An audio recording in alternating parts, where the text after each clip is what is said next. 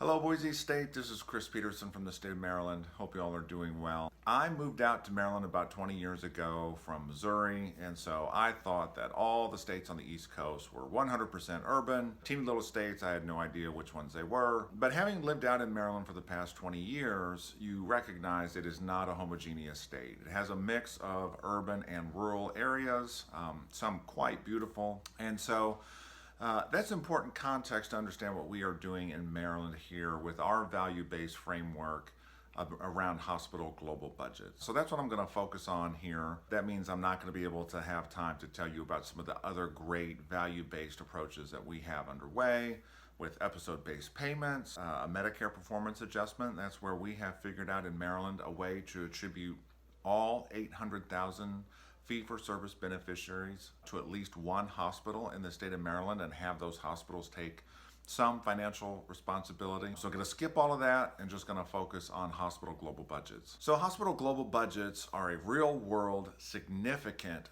payment transformation that we have had in Maryland since 2014. What a hospital global budget means is that for the year, we at the state of Maryland set what each hospital is going to get in their total revenue for that year. That means that they are not on the typical fee for service. The more you do, the more you get paid. This really is 180 degrees from that, where the hospital gets a certain amount of money for the year that's adjusted by quality and other factors. And then we say to them, we're not going to micromanage what you do, but you need to figure out essentially how to keep people out of the hospital, primarily by keeping them healthier. Now, one of the legitimate concerns around a hospital payment system like this, like global budgets or anything capitation related, is that there will be stinting on care. And so that is something that we monitor closely. But with more than 10% of hospital care being potentially avoidable utilization and even more, really, there's great opportunity for the hospitals to manage population health and to do a better job of keeping people out of the hospital and keeping people not only from being admitted in the first place, but from being readmitted. And so really having a lot of incentives on the hospital to manage their discharges. So when people come to the hospital, they've been treated, now they're being released. Hospitals have a lot of great programs to ensure that people aren't readmitted and are making investments in the community that really don't make sense in a standard fee-for-service model. So I've got several examples I just want to tick off for you. One hospital had a lot of emergency department visits that were coming from a particular senior, low-income senior facility. And of course, under a fee-for-service system, you say, as a hospital, great, thank you. Now we have all this revenue coming from this facility. But under a global budget where they've been given a fixed dollar amount for the year, and those people coming in are just getting services, then that really isn't what's desirable under a global budget. That's not what their incentives are. And so this particular hospital ended up building a clinic in that facility to meet with the residents there, to develop relationships and manage their chronic conditions. And sometimes people are they're calling 911 for some social needs. And all of those are great opportunities under a global budget where hospitals are saying, look, it makes sense for us to invest in these kinds of things. Another example, another hospital put a clinic in a homeless shelter.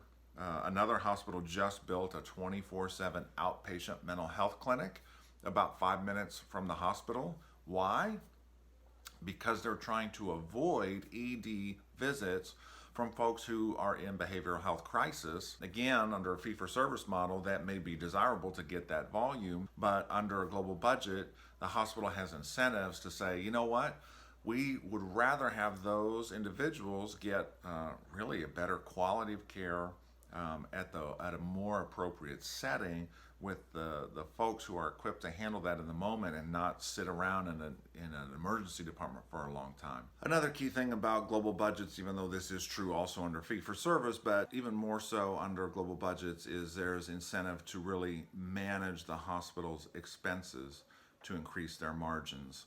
So they're not going out to seek volumes to increase their margins, but really focus on where they can have efficiencies within the hospital. And with respect to readmissions, we've seen huge changes in how hospitals operate, their focus on medication reconciliation, their focus on education for patients and their family members, their follow-up, so they'll have nurses, folks call to make sure that patients are doing well. And then if they're not, they're sending staff out. In addition, it's not just clinical staff, but also things like sending out handymen to see whether or not changes need to be made in the home so that they're safe, etc. Again, these are things that hospitals are investing in. Telehealth, for example, that they're not being reimbursed for, but it makes sense for them to do under the hospital global budget and that value-based framework. Ultimately, all of these questions are about what do we want a hospital and a health system to do? If we're paying them on a fee-for-service basis, then what we're telling them is do more. And if we really want hospitals to be doing something more than just producing volume, if we want them to manage populations, if we want them to focus on prevention, then we really need to pay in that way. And so this is an exciting time to be in Maryland with what we're doing. We've been doing this for 5 years now, and we've seen dramatic reductions in readmissions, dramatic reductions in hospital utilization. The federal government has saved $1.4 billion in hospital spend just to Medicare. So across many different measures, this has proven to be very successful. Pennsylvania is following the example of hospital global budgets, and to that point, let me say, you don't have to do it exactly the way that we do it in Maryland. We have more government regulation than Pennsylvania does, which allows payers to individually negotiate with individual hospitals, and those can be fine options. So within the structure and the possibility of a hospital global budget, every state's going to have to make their own determination about exactly how to administer that and who the players are. So I hope this has been helpful for you to understand what we're doing here in Maryland with hospital global budgets. And feel free to reach out if you have any questions. Happy to help. Thank you. Bye.